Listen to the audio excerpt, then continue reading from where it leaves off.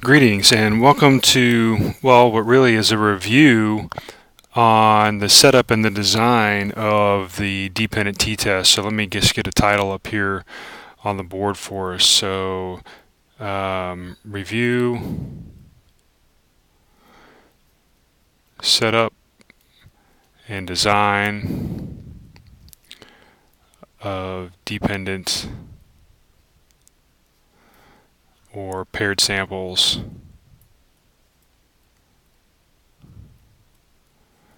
t-test.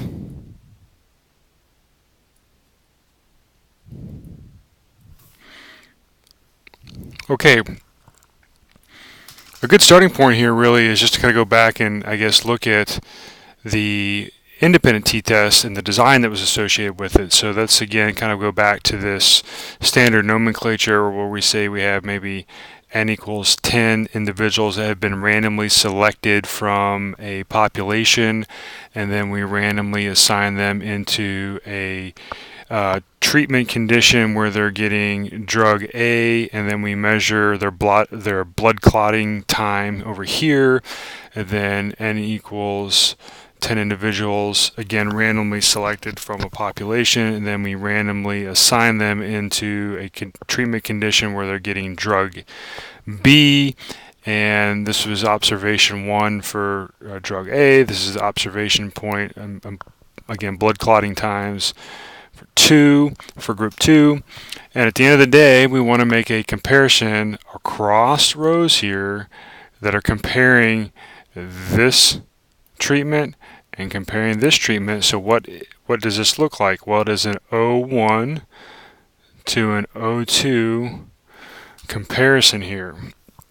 Another way of saying this would be the mean X bar of group A compared to the mean or the X bar of group B. And that's the basic design here for the independent t-test. Independent in that each group, the group that's getting drug A, is independent of the group that's getting drug B. And this is now going to change when we think of the paired samples. Paired meaning that we have paired data points on each individual subject. So in this particular design that I've just drawn here, you've got for each one of these 10 subjects that are up here in this row, you've only got one data point on them, right? And you've only got one data point on for each individual that's in the second row. Okay, now moving forward, what does the design then look like for a paired samples or dependent t-test? Well, let's take this one kind of to the point where, say, you took all 20 of, yeah, we can do all 20. Let's just say all 20 of these individuals. So you've got, n equals 20, but now what you're going to do is put them into a pre-test condition, and you're going to give them, say, just one of the drugs here. X is just either one of the drugs, drug A or drug B, and then you're going to measure them again post-test. So here's pre, and here's post. And now what you want to do is make an O1 to an O2 kind of comparison. That's the general thinking here behind this. What do you have now? You've got 20 individuals over here.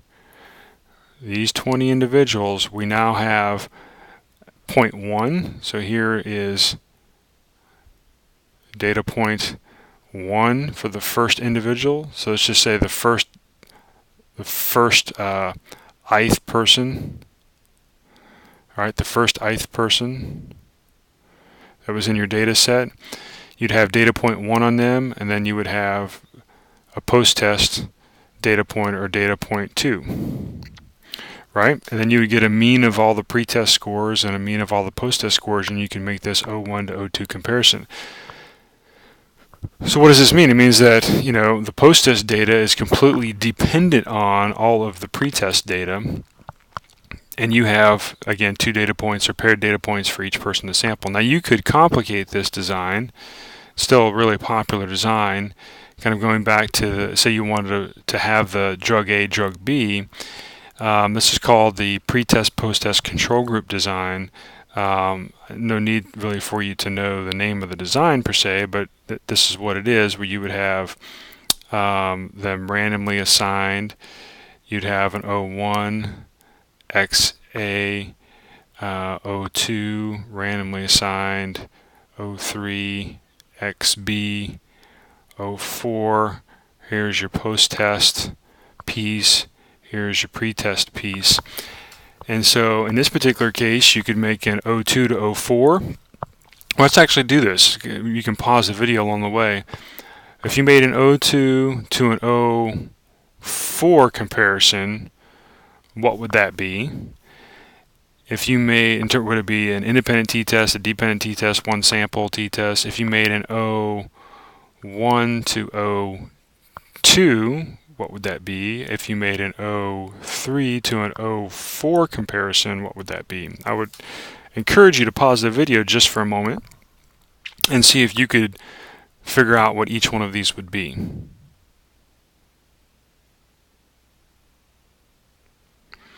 Okay, well, hopefully you have paused the video. I'm just going to pick back up and just kind of go through these. But the O2 to the O4, right, is the independent T. The O1 to O2 would be the paired T, and the O3 to O4 would be a paired t-test. It's really important to note that if you're making an O1 to O2, you're not saying how well your treatment drug A did compared to drug B. You're just saying how did row 1 change as a function of time, right? But you're not making a comparison between drug A and drug B. Same thing with O3 to O4 comparison. When you're doing this comparison here, basically what you're saying is how did they change from this time point to this time point, but you are not making a comparison between drug B and drug A. So you're not doing this, and you are doing this.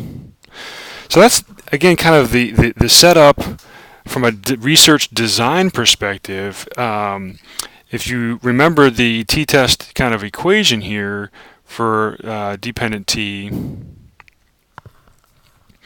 it was D bar divided by the standard error of the mean differences. So it was the standard error of the mean difference scores. And so we have to basically derive what this piece is going to be and what this piece is going to be for us. And to do that, we're going to have to set up some columns, and I've already gone through this, and I encourage you to go back for more detail and look at this particular video. But for every jth person, so it'd be person 1, 2, 3, etc., you're going to get their raw score, for person 1 on variable 1 for each jth person. You'll get their raw score for each jth person on variable 2. So this would be the pretest variable again. This is the post-test variable. And then whatever these values are. And then you've got to get a difference score, right? And the difference score here for each jth person is going to be x2 minus x1. So this is x2 minus x1. This is just a difference score, just simple subtraction here. And then from here, you're going to basically sum all of these difference scores from j equals 1 through n, and then divide by n, and this will get you essentially your mean. Okay, so this equation I just did over here was just your equation that you already know for the mean, but instead of the x raw score dividing by n, you're summing all the different scores and dividing by n to get a mean of the different scores. Okay, so this piece right here gives you your numerator, and so then you just need to know the denominator piece, and the denominator piece is just the standard error of the mean differences. And I'll just write that down here. The standard error of the mean differences is just equal to what is really going to be a variance term. And there's a number of ways that you could write this. I mean, I guess I'll write it, the long way first. I'll maybe write it a different way when we also do the worked out example.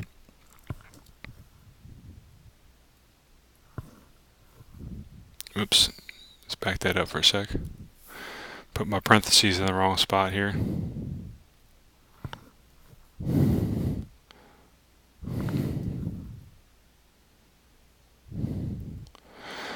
Alright, so this top part under the radical is giving you kind of your variance component here.